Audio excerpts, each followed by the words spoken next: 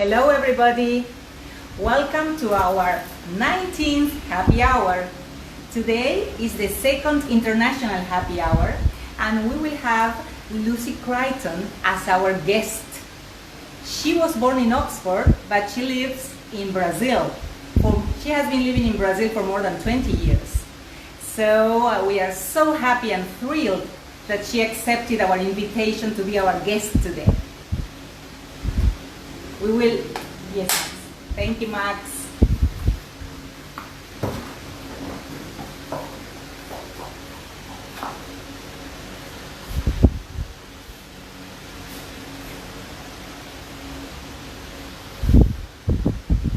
Hi, Lucy.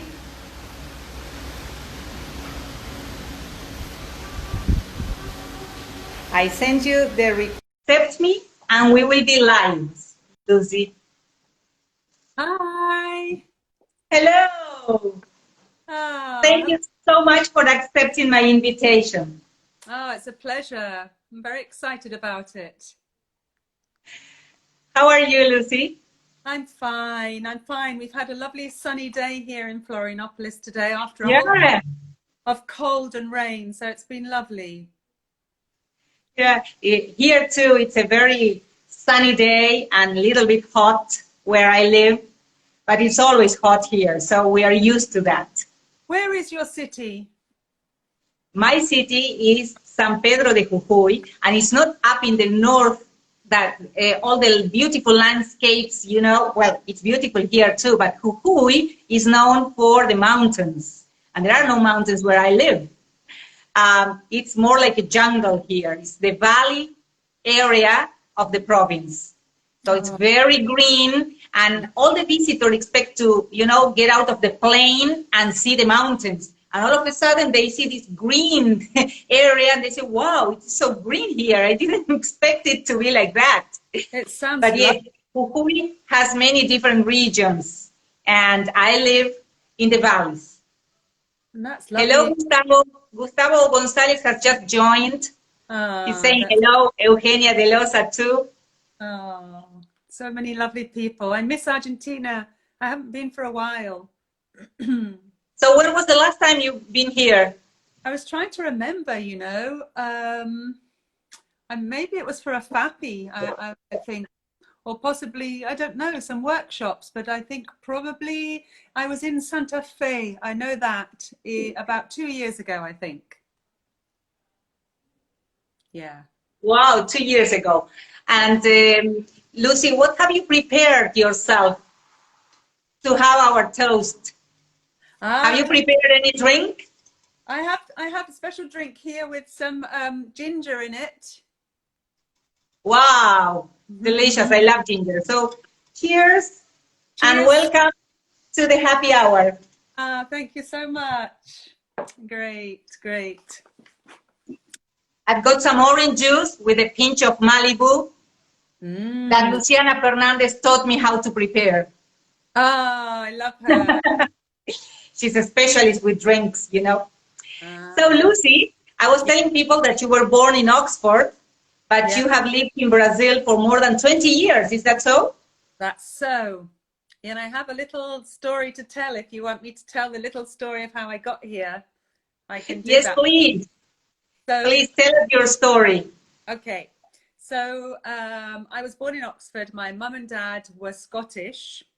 So we had a lot of Scottish traditions in our house. We used to wear kilts. But we lived in a farmhouse outside an hour from London.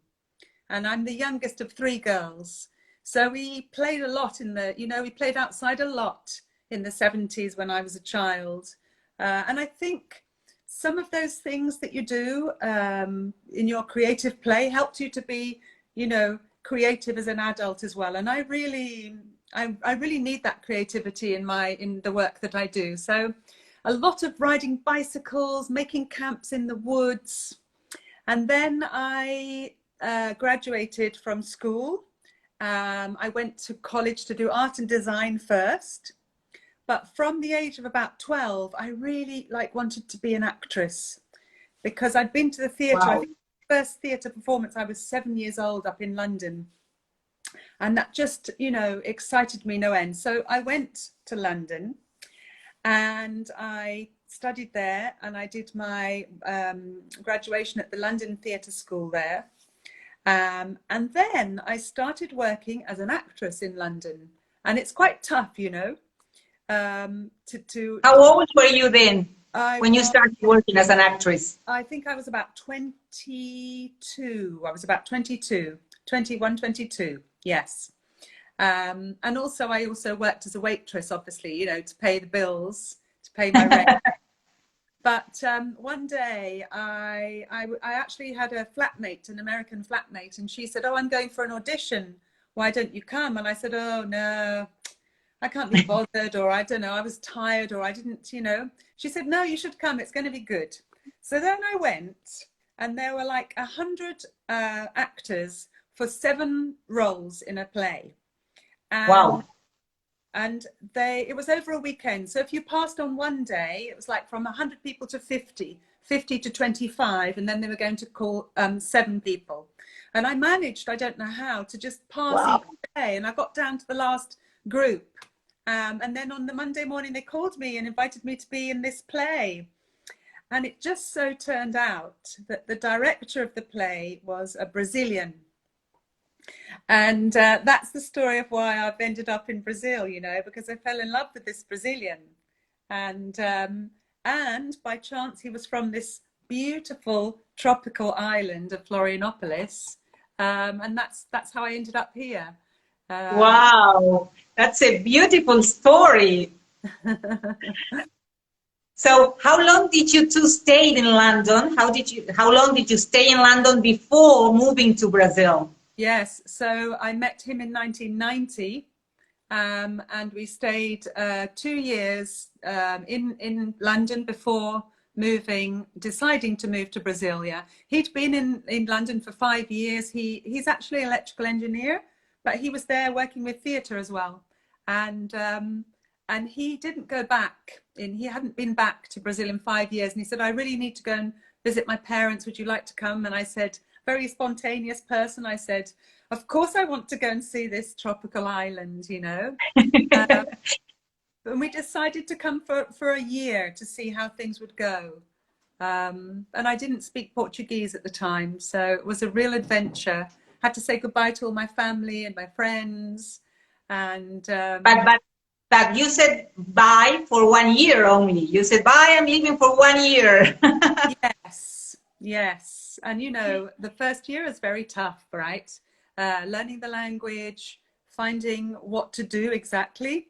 I had done my teaching certificate as well before, because I thought, you know, if I don't carry on working with the theatre, maybe I can teach English, and maybe use some of those theatre skills in, you know, that's how it all started.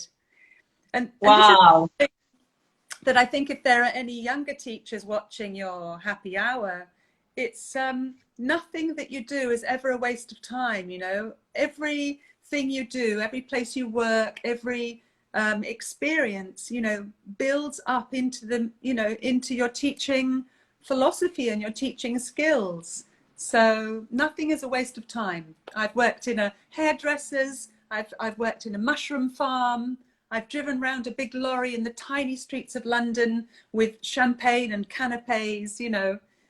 If you ask a lot of teachers, I think they'll have similar stories, right? Yes, I think it's for people here, at least where I live, it's kind of hard to imagine that kind of life, because it's not so easy to get jobs before getting your degree here. Mm-hmm. It's like temporary jobs, I mean. Yeah. Even my younger students from secondary school, for example, although they want to work, you don't have those opportunities like summer jobs or in between studies. It's harder here, but it's lovely to hear how, yes, the possibilities that you have if you want really to go on an adventure. Yeah. And I have a nephew, he's living in the States now. And he said, "You know, Auntie, in summertime, there were lots of kids working with me here because they had just finished school, so they came to work. And I was the oldest one, he said. Oh, he's very young. But it was the first opportunity he had to experience that, you know. Very young people working already because they were saving money, or they wanted to have a job. Yeah. I think it's the best thing, you know, and it's hard in Brazil as well because it's a cultural thing. It's different, you know. But when my daughters were born in Brazil, I have two girls, and I used to give them little jobs like wash my car, help me in my little English school, you know, draw a poster, and I would pay them, you know. It's that sense of like accomplishment of doing something and getting your own money from that. However small it is. And that's right. That's right. That sense of achievement, right? Self-esteem and like feeling like you can do it, you know. I'm sure there are plenty of graduate English teachers who could teach privately some students to get a little bit of money, right? And that's sometimes how a lot of teachers get into teaching. Yes. So by doing that and suddenly discovering this talent as well. Yes, and I always tell my students the best way to learn something is through teaching, because you have to do your best and make yourself understood to somebody else. So starting little by little with private students is such a good practice. So true. And also when I started teaching children in Brazil, they kind of helped me with Portuguese as I helped them with the English. You know, they really helped me with Portuguese and, you know, to be playful and to have a go, you know. So I'm so grateful for my journey, really. I've ended up in such a great place. Lucy, you said that you came to Brazil for just 1 year. Was it hard for you to accept, okay, we're going to stay here for a longer period than 1 year? Yeah. How was that period for you? Yeah, it was tough, Marcella, because first I'm learning the language, and then the thing about Portuguese is I didn't find it a difficult language because I was surrounded by it 24 hours, and I knew a bit of French, and I loved languages, so I was always trying. But Brazilians, they speak on top of each other, and you have to interrupt sometimes to be able to say something.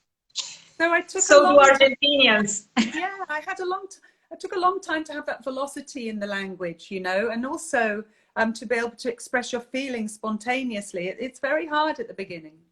So yeah, we tried to work with theatre as well here in Brazil, and it was just so difficult, and nothing sort of flowed. And with one thing and another, with my husband's family, we had some sad moments in the family, and then we were in Sao Paulo, and then we came back because my husband's father passed away. So that brought us back to Florianopolis. And, you know, there's something magic. I know they call this the island of magia, of magic. For me, it's definitely something, because as soon as I put my foot down on this island and started teaching, everything worked and everything flowed and everything started to get better and better and better. So definitely a bit of magic. Wow. And what was the easiest, two things, the most difficult things that you had to adapt to, and the easiest ones? Okay, so one of the funniest ones was the Brazilian bikini, you know, because it's hilarious, because English bikinis or swimming costumes, there's a lot of cloth, you know. Yes. And, on the first day on the beach, I put on my big English bikini, and my husband, he says, you know what, you need a Brazilian bikini. And I said, oh my the little triangles. Oh my goodness. So we went to the shop to get one, and I didn't really see a lot of bikinis. I just saw a lot of pieces of colored string, you know, and I was like, oh my God, what am I gonna do? So there I was on the beach with a very small bikini, white skin going red like a prawn. Oh, that was difficult. Yeah, it was difficult to you know, to get out of that British structure, if you know what I mean. Now I'm fine. I have my bikini. I know how to samba. I play in the sound band in my village. I know how to interrupt. So nice. You are completely Brazilian now. yeah. And the easiest thing, I think, the food, because I love seafood, and you know, so the food was the easiest thing. Wherever I go in the world, I always try the food, because that's part of the daily life, you know.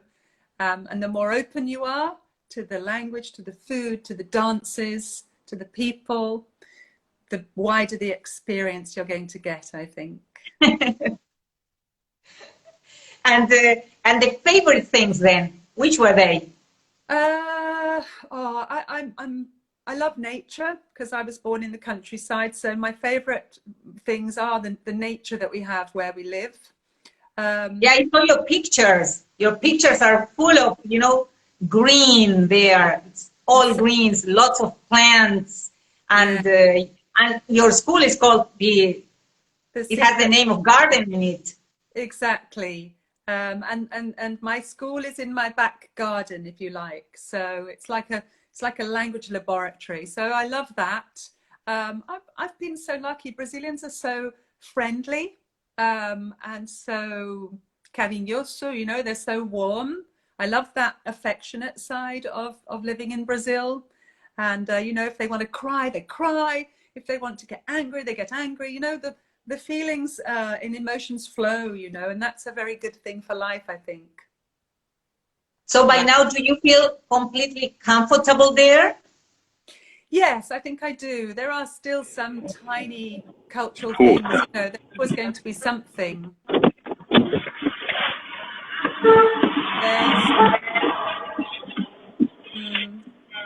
Can you hear me now? There's a bit of yeah. There's always going to be something, you know, new. Bureaucratic things in South America in general are quite complicated, aren't they?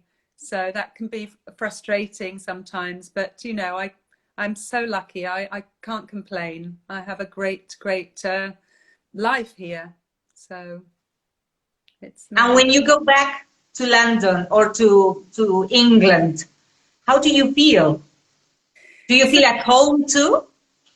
A little bit, but I feel now like I'm a little bit of a foreigner as well. I'm a foreigner there and I'm a foreigner here a little bit, because, you know, over the years you change. At the beginning I was desperate to go back and see my family and my friends, and then I was like desperate to go back and see the places and, you know, relive certain parts of my youth. I lived in London for 7 years, so that's a very strong city for me that I love to visit. Yeah, I'm not English anymore and I'm not Brazilian. I don't know anything. Right. So when did you start with your language school? So my language school started, I used to teach privately. I started off teaching adults privately. Then I worked in a school for, in a high school with teenagers. And then I started to really like working with young people. And then I had my 2 daughters. So I started the school where I live now in 2002. So it's 18 years old, yeah. And my daughters were part of the school. I started off with 5 children inside the house. And then after 7 years of, you know, moving furniture and things like that, we built a little tiny school in the back because we have a very nice garden. So we built this structure with 4 classrooms. And that's where we have the secret garden. I have a little team of teachers. I have a lady who does the admin. And was that your personal dream to get to that point where you are now? You said, I want to have a school with a team of teachers, or it just happened, you know, it happened and you started growing and it started growing too, and more students, so I need more teachers. How did it happen? That's a really good question, Marcella. It actually did happen kind of holistically. Do you know what I mean? It happened spontaneously. And I started to, and together with the school, I started to give workshops about storytelling and theatre with English. And these two areas of my life came together. So yes, the school built slowly, organically, which was really good as well, because I didn't ever have like, oh, I want to have a big school and then I want to have franchises. No, I wanted something in the palm of my hand, something handmade, where I knew all the parents, all the children's names. And it was, you know, I wanted to do something really beautiful, with a beautiful philosophy of education. And I didn't find that in places where I worked. I knew that I had to do my own path. That was something I definitely knew. Yes. So you knew what the spirit you wanted it to have. You wanted that kind of teaching in that kind of environment, and you got it. And how did you feel when you had to leave your classes on the hands of another teacher? Was it hard? Yes. Well, sometimes because our students, they come to us once a week for a whole afternoon. So they spend 4 hours in the secret garden. So that's a really nice chunk of the afternoon. You can do a lot of things with the students. And so when the group started to get bigger and slightly bigger, then I did have to have a larger team, and I learned how to share. And even today we have 2 teachers per group. So the first teacher will teach a slightly more formal style of the language with a course book.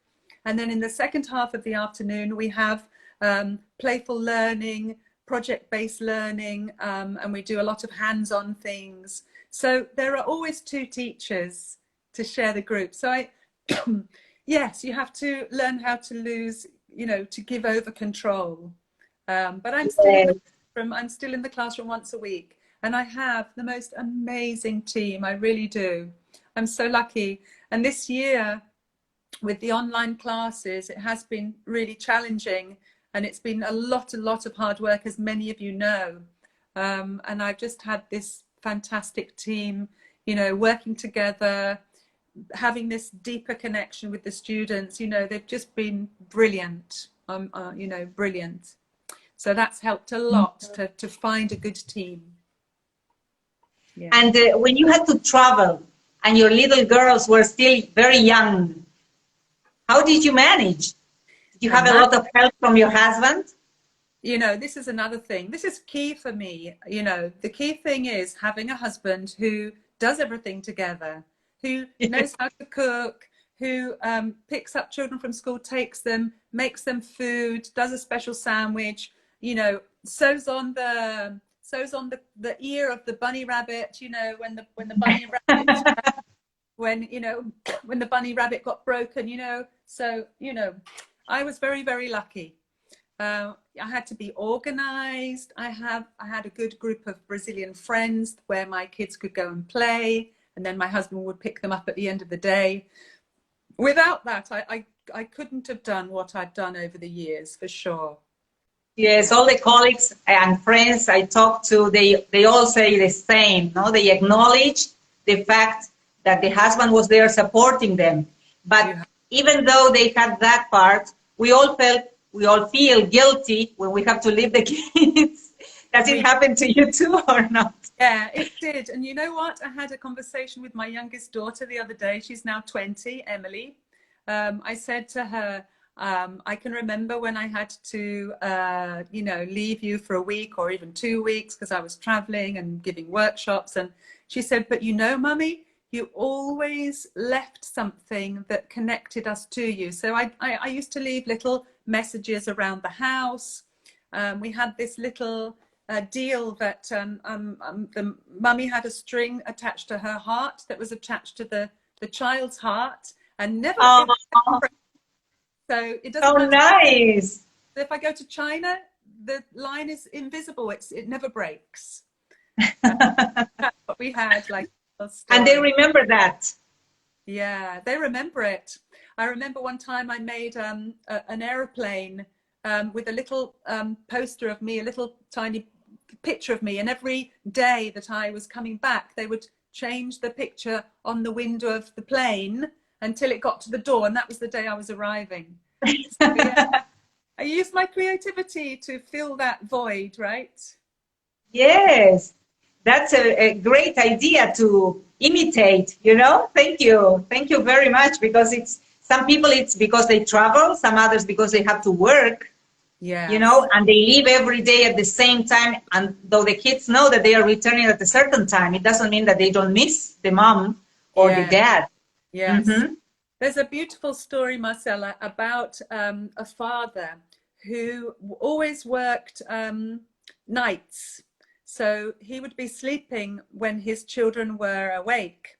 But when he came back from the night shift, just before his kids woke up, he would go into each of their bedrooms and he would tie a knot in the sheet of their bed, and then he would go and sleep. So when those children woke up, they felt the knot on the sheet on the bed and they knew the daddy had passed by.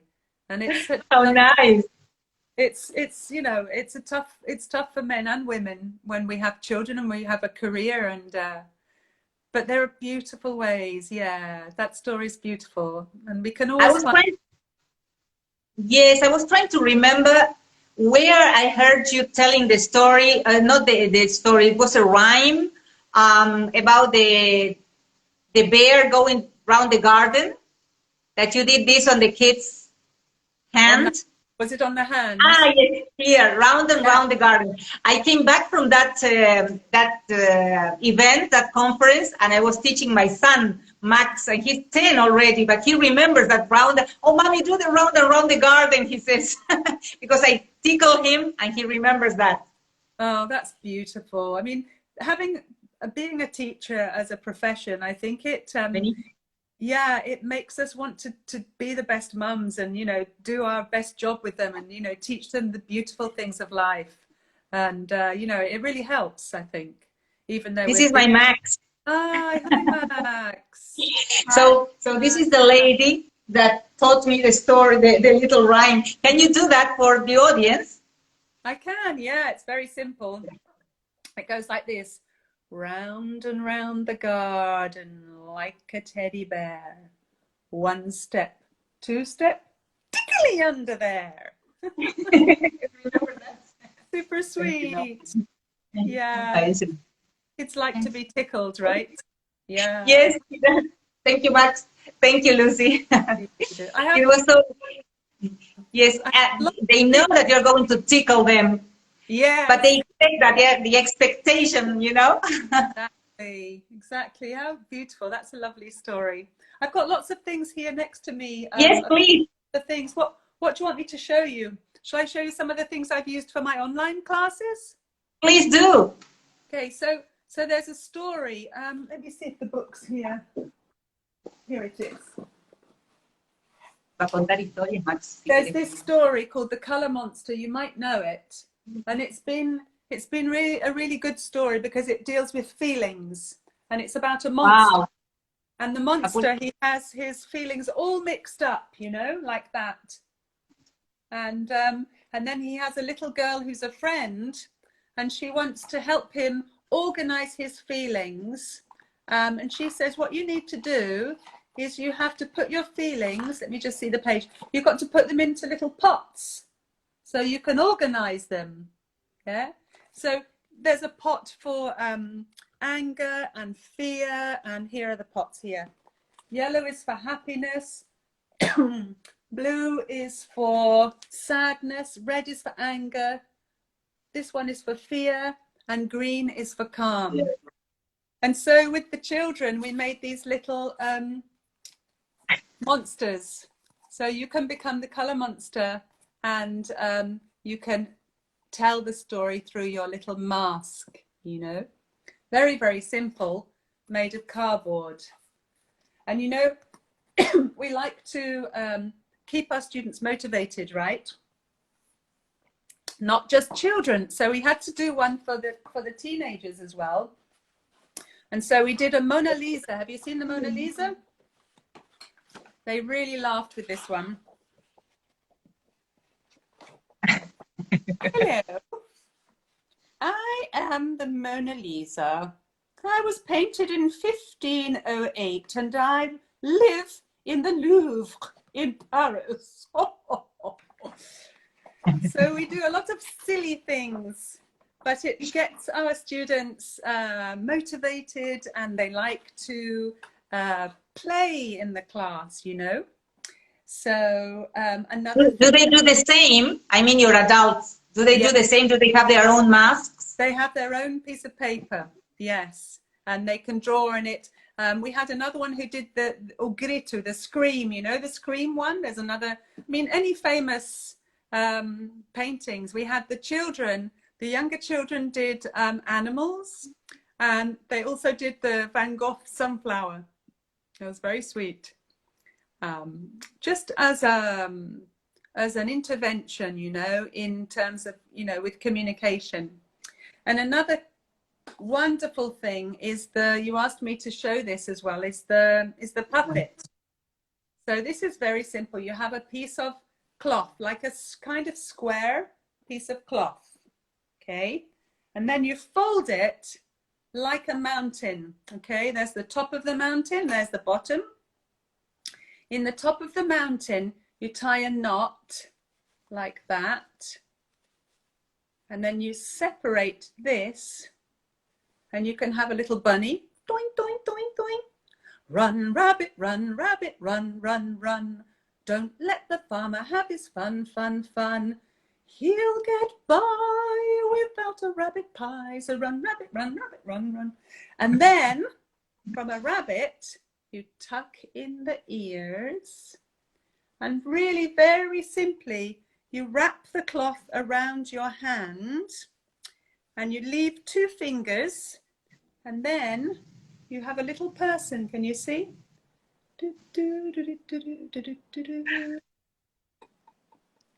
the little person, and you know, you can use a puppet like this for many different things. Cloth is fantastic because it moves, you know. You can do it in black for your Halloween, or you can make it into a superhero knot person, you know. So very simple things everybody has at home, and yeah, even toys are nice. What? Oh, you like the boy? Yeah, you like him? Yeah, I like him. Do you know how to speak Spanish? Do you know how to speak English? Yes. So you can just use a very simple toy as well to interact with your students. Yeah. I also like to do silly things and have a little cup of tea, you know. Oh, delicious. Do students, yes? Yeah, seeing your cup of tea, do students ask you about London, Oxford, England in general? Do they ask you about the culture there? Are they curious about that? They're very curious, and we also take students to a program in July, not every year, but we take them to the New Forest in the south of England, to a Waldorf school that has an English program. And so they're very curious. They want to know about London. They want to know about different things of culture, Stonehenge, castles, you know, dragons, and they want to know everything. And when I take them, it's like a dream come true, because you've been teaching those teenagers for, you know, 5, 6, 7, 8 years, and then suddenly they're in your country speaking the English that you taught them since they've been 6 years old. That's so, right. So special.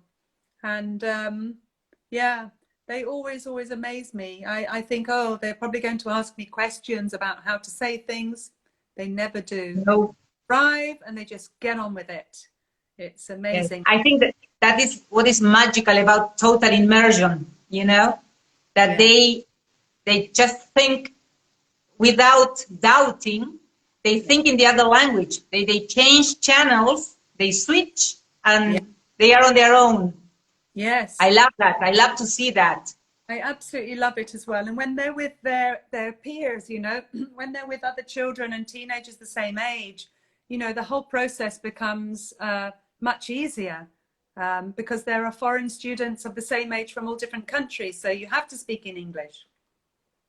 Yes, that's right. So when did you discover your passion for teaching? Was it with your girls?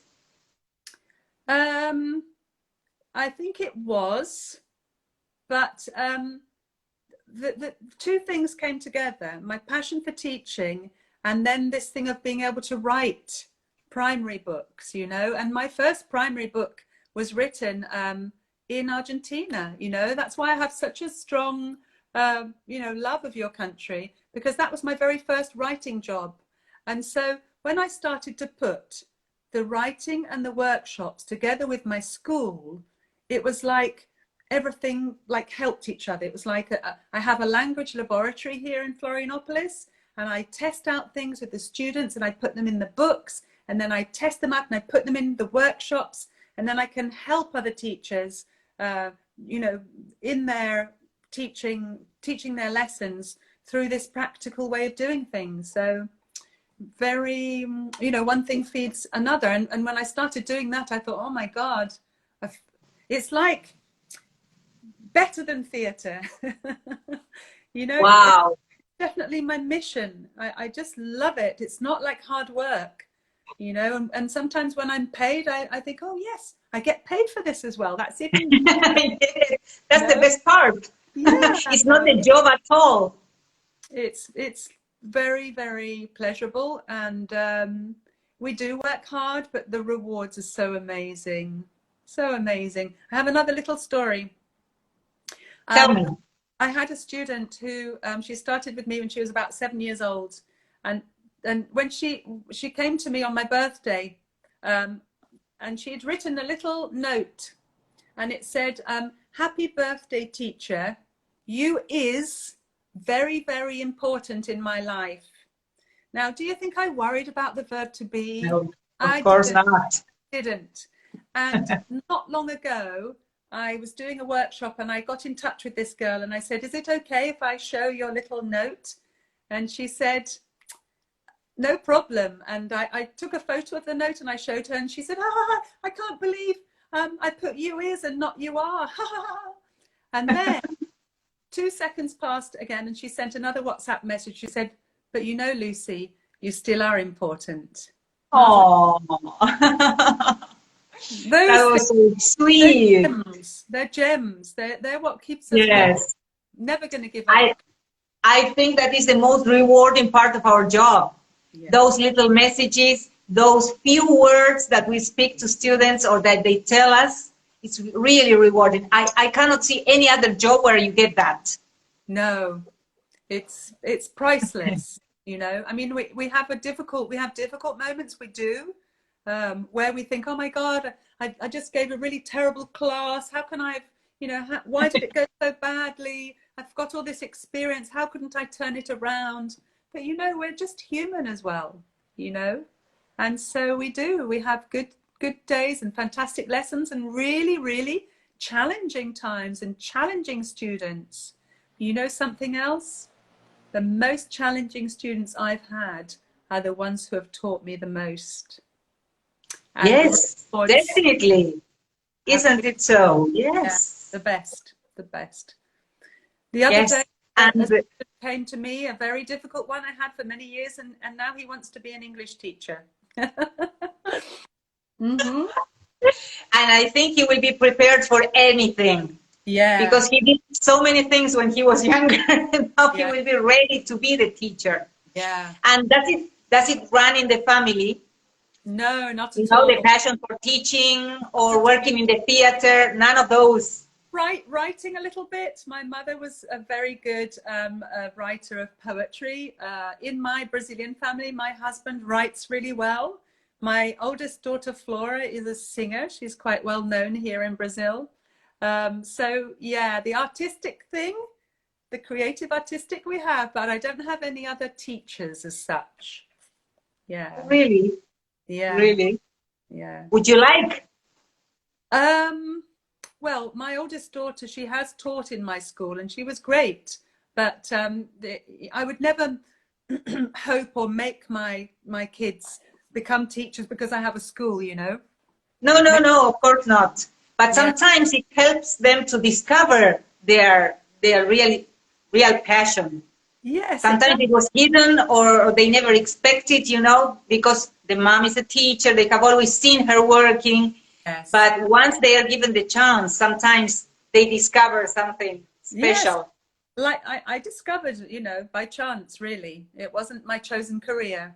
So, yeah. Oh, and Lucy, what was it like to raise bilingual kids? Oh, this is a really good question as well, because I know a lot of people worry about it and, you know, they try to find a formula. So my two daughters were born in Brazil, and I didn't want them to go to a Brazilian bilingual school because they were learning English in the secret garden, and I always spoke English to them because it's a natural mother's language. So all the stories and all the songs, but I also never said to them only English, because I said, oh, you're Brazilian, you're born in Brazil. We can speak English, we can speak Portuguese. When we have your friends, we're going to speak in Portuguese because they won't know English, so we're going to include them. I never made it a hard and fast rule. I made it a possibility, you know, a creative possibility. So even today, we mix the two languages in a creative and fun way. So they might say to me, Mum, pega aquele rice que está no fridge. You know, it's never been a problem, really, really hasn't, because I just treated it naturally. And at the beginning, when they were very little, I would speak to them in English and they would speak back to me in Portuguese. Yes. Yep. Wow. And my daughter, the first one, when she had her first English class at school, she came back home, she was about 3, and she said, Mummy, you're not going to believe this. This is book and livro. There are 2 words. There are 2 words for everything. And she just put her little fat finger. She says, 2 words, Mummy, for everything in the world. Wow. So she knew 2 languages, you know. It became something really natural. Yeah. Yes. It's amazing the way they tell us things and the anecdotes we have from when they are little. Yeah. Especially with languages. Yeah. When we go back to the UK, when they were younger, they suddenly realized, you know, and then when we came back to Brazil, they would use more English at home, you know. Now it's such a mixture. I can't tell you if we, you know, if somebody starts in English, everybody might speak in English, but somebody might speak in Portuguese as well. There are no rules about it, but they don't have any problems with either language, and they don't have an accent in either language. It's just something part of their DNA. Wow. And do you speak Spanish too? Não hablo espanhol, não. Só português, mas eu entendo muito espanhol. I understand a lot. Of course. Yes. Yes, of course. They're very similar. So, and when do you have these expressions like muy amable? I love that. Te quero. Oh, I think it's such a beautiful language. I love it. Eu amo muito. And from Portuguese, what are your favorite phrases and words? There's the classic one about when you miss somebody, because I think you use that a lot when you live abroad. It's saudade. Yeah, eu estou com saudades. Saudades da minha família. I miss my family. Saudades dos meus amigos. I miss my friends. So that's a beautiful word. And there are lots of different expressions and funny things to say. It's a beautiful language. The other day, my daughter said to me, Mummy, it's a beautiful language if you listen to the lyrics in the Brazilian songs. It's a passionate language, right? Like Spanish. Yes, Yeah. it is. It is. I think it's very passionate. Yeah, I love that. I'm absolutely in love with Latin America, the whole thing. And I've had a chance of traveling in Argentina quite a few times. I've been to Paraguay, I've been to Peru, Colombia, Mexico. I really love this side of the world. And any funny stories? Do you have any funny stories with the languages, you know, when traveling? I've got a very long list of things that I say wrong. Okay, so there's one thing, and I don't know how it'll translate in Spanish, but I didn't know the name for a vacuum cleaner, you know. And I said one day, where is the chupador de pó? And it's meant to be aspirador de pó. But basically I said, where is the dust sucker? I say, you know, masculine and feminine is quite difficult for you know, for English people to get, because we don't have that. So, for example, bikini is a masculine word, or bikini. And I'm like, no, why isn't it a bikini? Because it's for women, women wear it. But, you know, there's lots of snares in language. Yeah. Yes, that's right. And from all the time, they said they're going to write a book one day called My Foreign Mum, and all the things I say wrong. and from all the places you visited, which one is the strangest one that you visited? It was like everything was strange. The food was strange, the language was strange, and you felt it. So last year I got a chance to visit China and Vietnam, and I'd never been to Asia before. The Vietnamese, they're quite similar to Brazilians in the fact that they're really sweet and they're so affectionate. But I mean, I had snails, I ate tripe, all sorts of strange vegetables, and, you know, things that like almost fall off your plate. So yeah, that was pretty weird. But, you know, wherever you go in the world, English teachers are the most generous group of people. They're so open and they want to learn and they want to share ideas. You know, now that we've all been in quarantine, I tell you, I've seen so many generous teachers helping each other and supporting each other, and not just with things to do in their lessons, but, you know, saying good words of encouragement, you know, teaching people how to meditate or talk about well-being. So, you know, teachers for me, not a dares, they're the best. They're really the best. Yeah. So they always, as you're always surrounded by teachers, they make you feel comfortable anywhere you go. They totally do, anywhere I go. And I do love, like, sometimes if there's a big room and there's like 800 people, I like to go there early and I like to sit down in the audience and chat to people. I've done that a lot of times. And one time I was doing that in Sao Paulo, and I was going to do a plenary session, and I sat down in the audience, and people were looking at the program, and this woman, she looked at me and said, you know, I'm here to listen to Lucy Crichton, you know, and I went, actually, that's me. Oh, it was so lovely. I'm so lucky, Marcella, really. I'm so lucky. You know, for those young teachers, you know, the sky is your limit if you want it to be, you know. Work hard, you know, take opportunities, and always work in a school, or, you know, work in a school that connects to your principles as a person, and then you'll be happy. Work in a school that listens to you, that includes you in the decision making is very important. So, you know, sky's the limit. Oh, yeah. Neighbor, hi everybody, hi. It's so nice to see you. Where is he from or she from? I don't know, Yeber. Who's that? She says, hi, Lucy. Please tell us where you're joining us from, guys. We would love to know. I did see a Brazilian teacher here. Her name is Vanessa, and she's an amazing teacher as well. We meet a lot of lovely people. Ah, from Peru. From Peru, yeah. Did you try the food there? Did what? Did you try the food in Peru? Oh, yes, I did. Yeah, I'm always trying the food. I'm always ceviche? The ceviche, and the only thing I didn't try was the guinea pigs, right? But I love all the food. The corn is amazing. The batata doce. They have the ceviche, and then they have the, what's the drink they have in Peru? It's wonderful. What's it called? With egg yolk, egg white. Help us.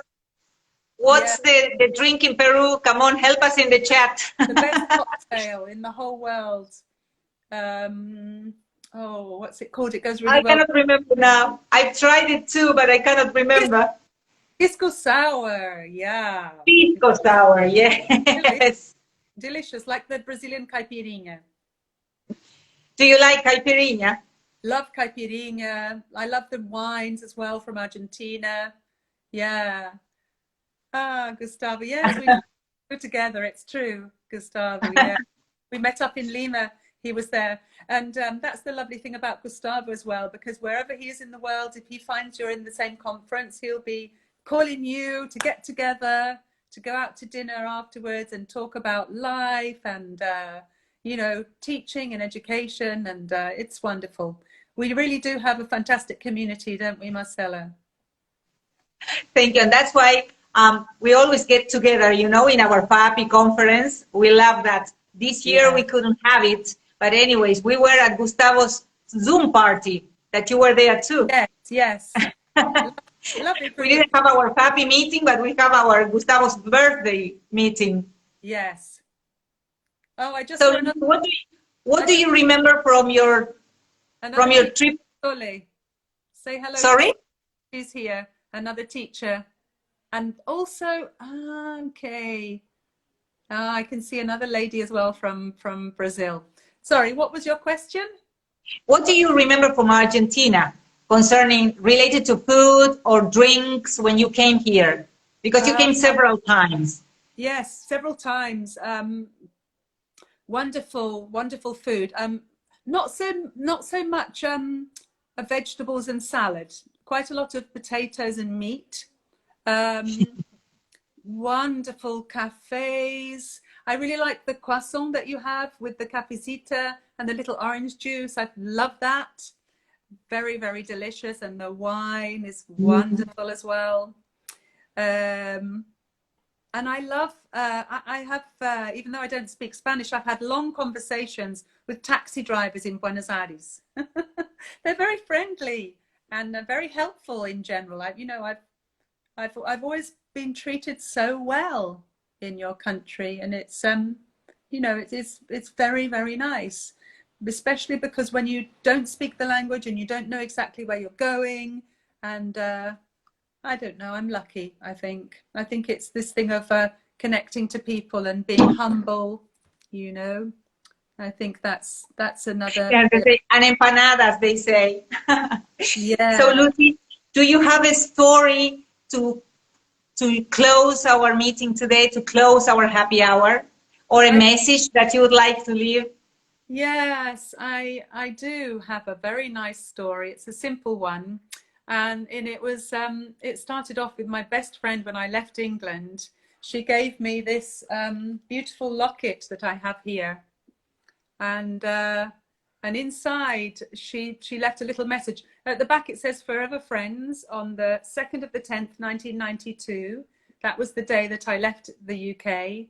And when she gave this to me, I thought, oh my God, I really am leaving everything behind. And I'm going to this strange country, and I don't speak Portuguese. And, you know, what is going to happen on this big adventure?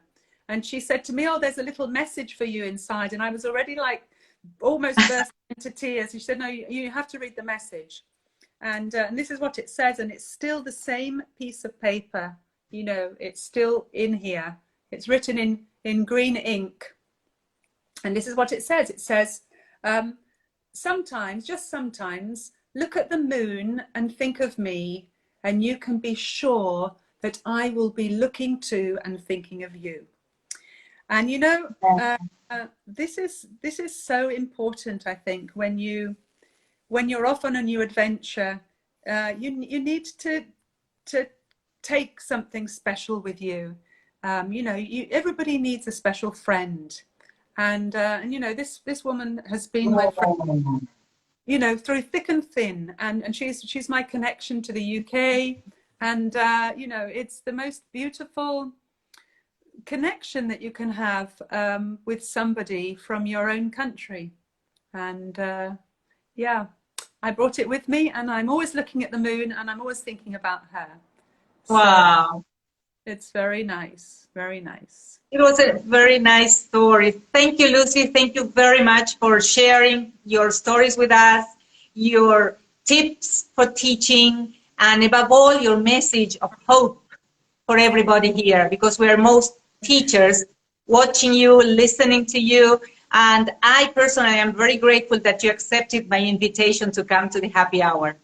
Oh, Thank you very much. So we have another toast to teachers. To all the teachers, you know, don't give up. It's a beautiful profession, and you know what? We can change the world as a team. So keep on going. Marcela, thank you so much for inviting me. It's been a huge pleasure. Thank you. Cheers. And thank you guys for joining us. Muchas gracias, muy amable. Te quero todos. Obrigada, Lucy. Obrigada. Grande beijo. Take care. Bye-bye. Keep in touch. Thank you very much. Thank you, everyone.